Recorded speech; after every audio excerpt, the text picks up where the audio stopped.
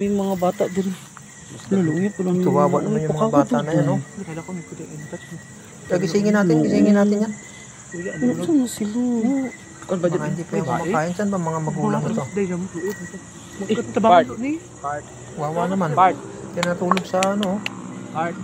Pagdamuhan. Gisingin yung mga bata at pakainin na sa uli sa mga magulang o taga saan mga ito.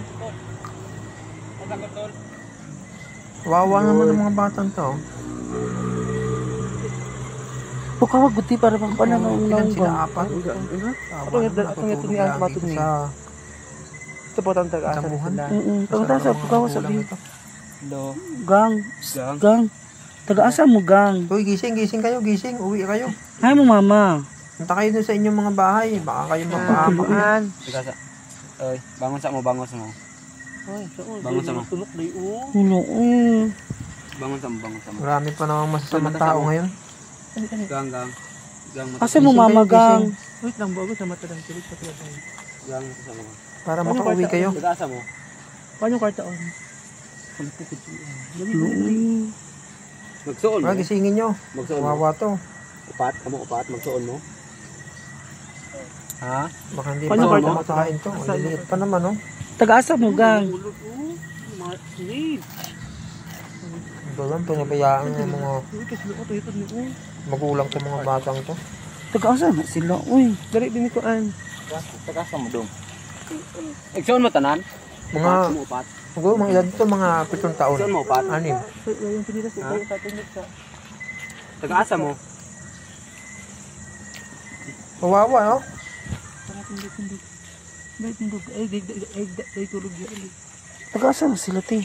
Ay, yung mama. At taka, ay, yung balay. Asan yung taga-asa mo dong? Taga-asa mo. Dong. Ha? Taga-asa mo? Taga-lingatong? Taga-asa mo? Kaya talaga kumusta sa ubos at tupot anong kabaw sa mata. Isa, wait lang, dali lang. Hindi lang siguro na kay dito mo. Ha? Okay, bangon kayo, bangon. Uwi kayo.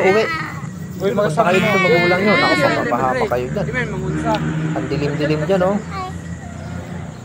Asa mo? Yung panahon pa naman natin eh. Mamot mo. Mag-isuon sila ko. Asa mo?